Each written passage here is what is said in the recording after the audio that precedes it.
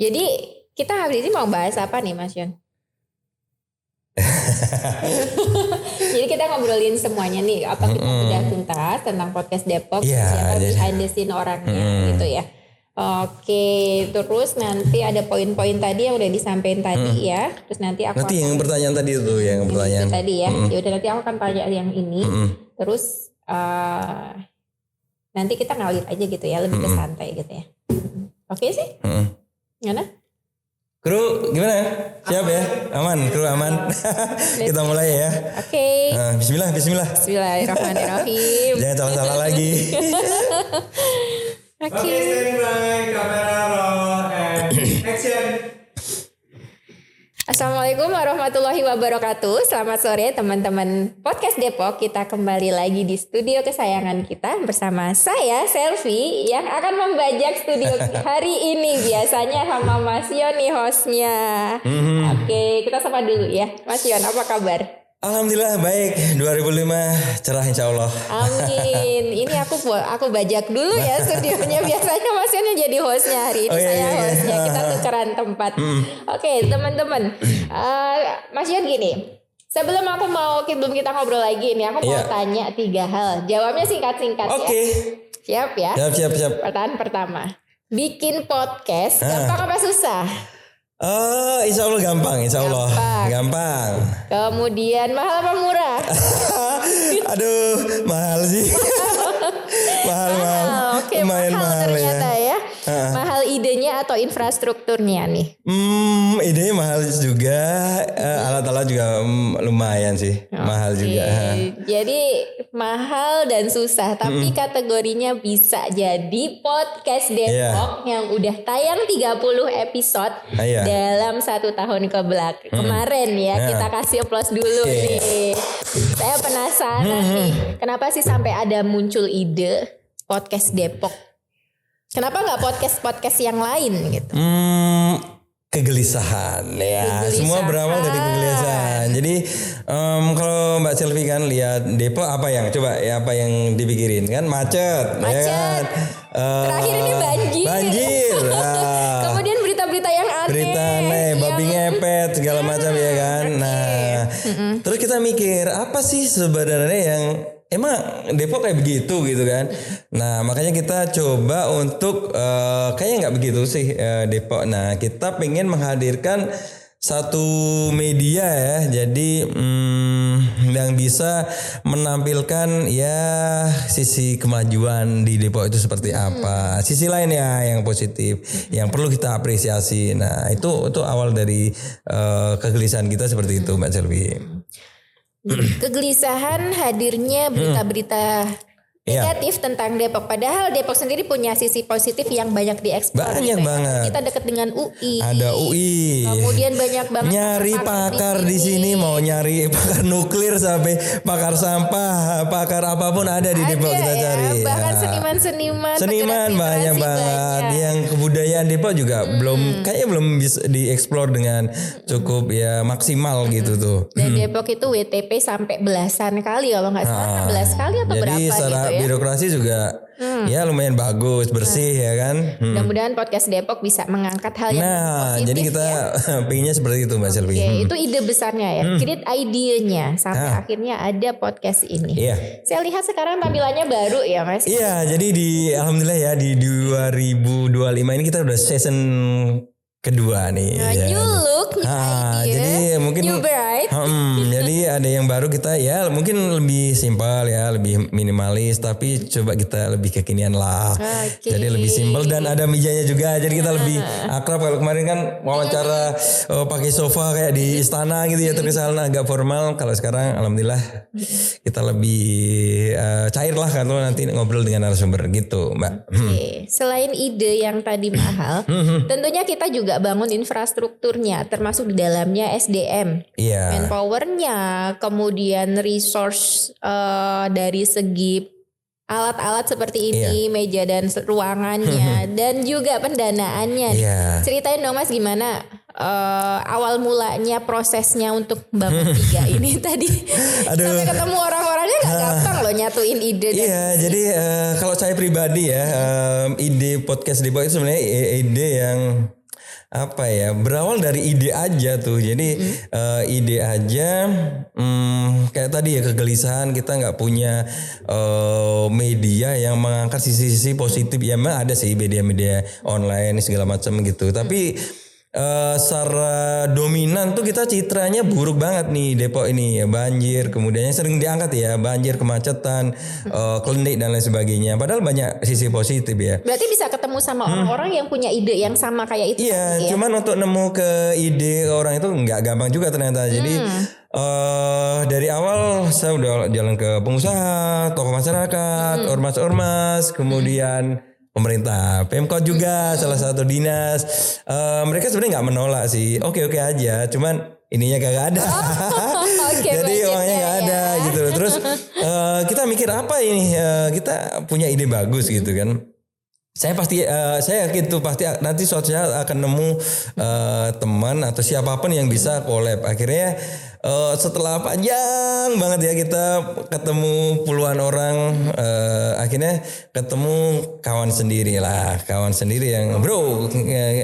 pengusaha lah. Jadi setelah muter-muter, ditolak, ternyata jawabannya adalah yang paling deket ya. Iya, yang paling dekat.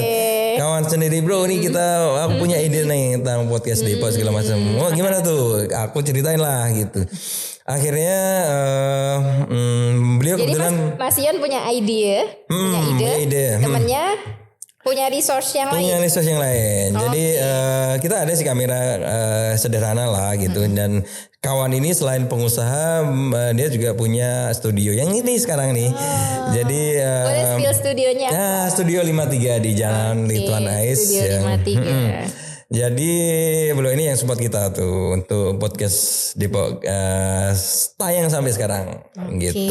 Menarik ya. Ternyata rezeki itu yang terdekat ternyata. Tapi disuruh muter dulu prosesnya.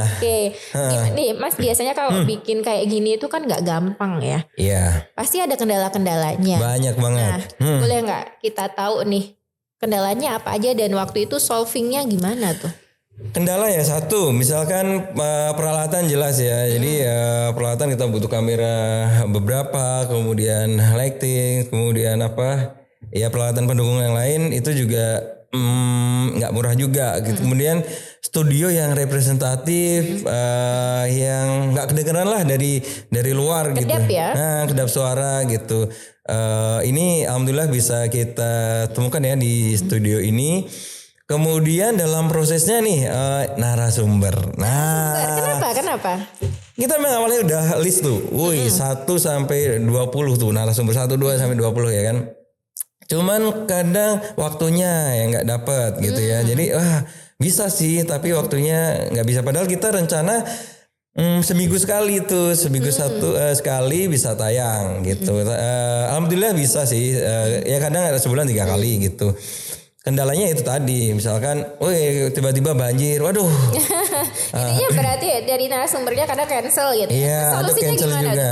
Nah, untungnya di awal-awal kita punya sumber banyak ya teman-teman, kenalan-kenalan di jaring kita ya, yang ada kadang ya misalkan di cancel, kita telepon lagi tuh sampai 2-3 orang. Dadakan ya? Dadakan gitu. Alhamdulillah ada satu yang kelima yang kita telepon baru bisa datang. Nah itu yang alhamdulillah banget nih yang bisa menyelamatkan acara kita bisa tetap tayang. Dan juga kru juga nih, kadang kru aduh sakit, wah kita nggak bisa ngomong kan sakit ya, kita cuma bisa berdoa aja cepat sembuh.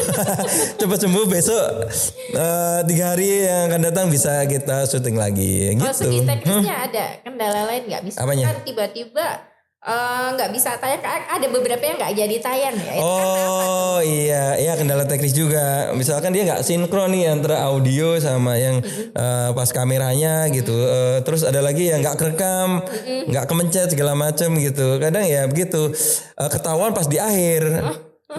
Dan narasumber buru-buru tuh udah pulang. Aduh akhirnya ini nggak bisa tayang nih.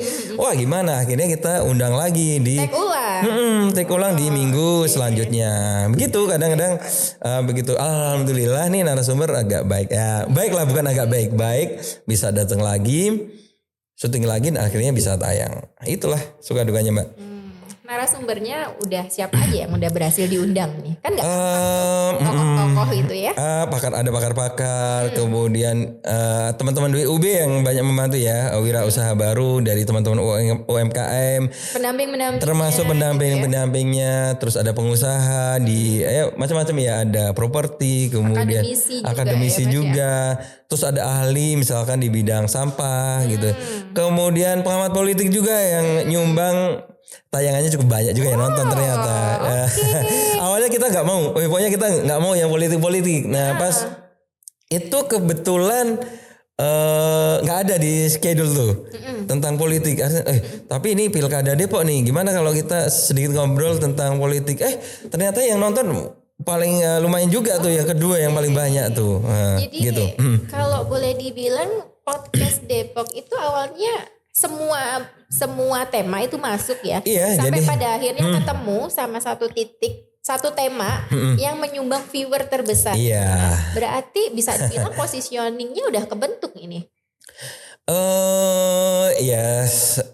Kan banyak ya podcast, jenis podcast. Kebanyakan orang kan bikin podcast tuh kayak yang happy-happy aja, yang lucu-lucuan, yang kadang ini sebenarnya apa sih yang mau disampaikan gitu. Iya, jadi mungkin ya itu tadi, itu semua pilihan ya. Pilihan mungkin dengan tayangan-tayangan yang lucu-lucuan banyak juga penontonnya gitu. Tapi kemudian apa gitu ya, sesuatu yang kita sumbangkan apa tuh selain keuntungan dari pribadi kita sendiri, kita dapat cuan banyak dari situ, tapi apa kira-kira yang bisa kita sumbangin? Nah, podcast Depok ini mungkin ya belum bisa nyumbang ke kita nih, ke pendirinya itu dengan cuan yang banyak gitu. Secara materi belum. Secara materi belum, tapi kita ada sisi lain ya. Dengan podcast Depok ini kita bisa misalkan kenalan dengan tokoh-tokoh. Jadi kailnya ya. Iya. Jadi malah akhirnya tokohnya itu nanti membuka kerjasama bisnis yang lain. Bisnis yang lain. Nah, itu yang kita dapetin dari situ gitu. Menarik ini ya. Jadi kita kasih dulu tuh. Jadi awalnya kita memang nggak profit tuh, tapi akhirnya kok bisa datang kerjasama yang baik. Nah, ini alhamdulillah banget bagi kita, dan alhamdulillah ini udah sesi kedua ya. Nanti sesi kedua di 2025 ini mondo aja itu akan lebih bagus lah. Oke. Tadi kita ngobrolin tentang podcast Depoknya sendiri. Saya penasaran siapa sih orang-orang di balik podcast Depok ini gitu ya. Salah satunya kita pengen tahu nih yang udah ada di sini dulu. Hostnya nih Mas Yon itu sampai bisa bikin podcast. Iya. Dulunya apa sih Mas gitu? Dulu aktivitasnya apa gitu? Kalau saya sih background kuliah komunikasi ya memang saya kuliah di cocok ya masuklah komunikasi, dan awalnya saya memang pengen terjun ke media ya, dan memang di awal saya terjun mulai dari kolumnis, kemudian menjadi wartawan majalah cetak untuk berapa lama sampai jadi pemimpin redaksi, kemudian ada disrupsi jadi teknologi berkembang dengan pesat, kemudian beralih ke media-media online gitu ya, termasuk kalau media mainstream ya ada Republika, Sindo, Tempo, kemudian apa lagi ya yang tutup jurnas itu udah tutup semua tuh, tinggal yang online aja, dan yang cetak tinggal ya kayak Media Indonesia, Kompas itu masih ada sih. Dari situ ada tantangan nih, kayaknya lari ke audio visual atau ke video gitu, itu menarik juga, tantangan baru gitu. Akhirnya dengan ide tadi podcast Depok ini jadi semacam ya tanda petik industri baru yang kita masuki begitu Mbak Selvi. Kalau saya pernah dengar tentang new media, ini termasuk new media nggak sih podcast tuh? New media, cuman memang dalam jurnalisme itu masih belum jelas nih apakah podcast itu termasuk karya jurnalistik gitu. Kalau podcast yang dibawa industri media jelas, misalkan ada Tempo misalkan dia punya podcast Bocor Halus gitu. Mereka sangat terikat dengan jurnalisme. Nah, kalau kita tuh lebih ke konten kreator nih kayaknya nih kalau podcast itu. Jadi karena ya, kita tidak dinaungi oleh sebuah industri media. Jadi PT yang berbasis KBLI-nya media gitu. Jadi kita kayaknya lebih ke konten kreator nih. Oke. menarik banget ini.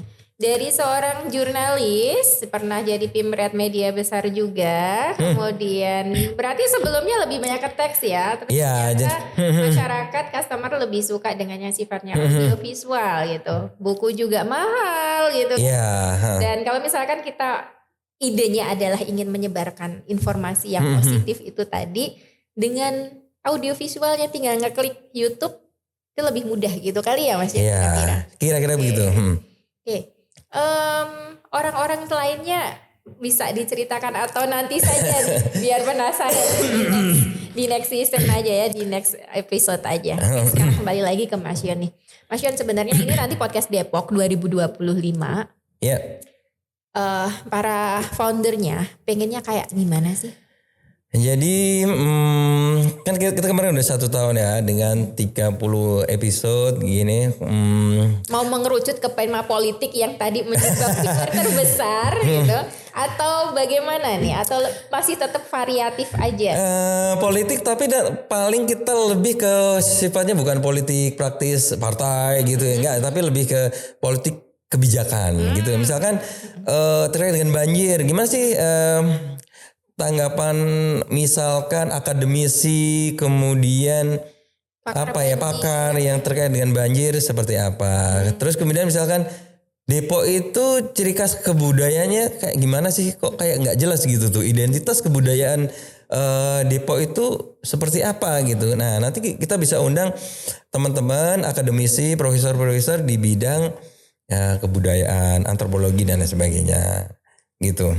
Lebih ke politik yang kebijakan begitu, yang terkait dengan banyak orang gitu. Misalkan kayak tawuran itu nanti secara sosialnya, secara sosiologis gimana sih pakar atau sosiolog yang nanti akan bicara, atau tokoh masyarakat yang memang sudah ditokohkan di tempat itu begitu.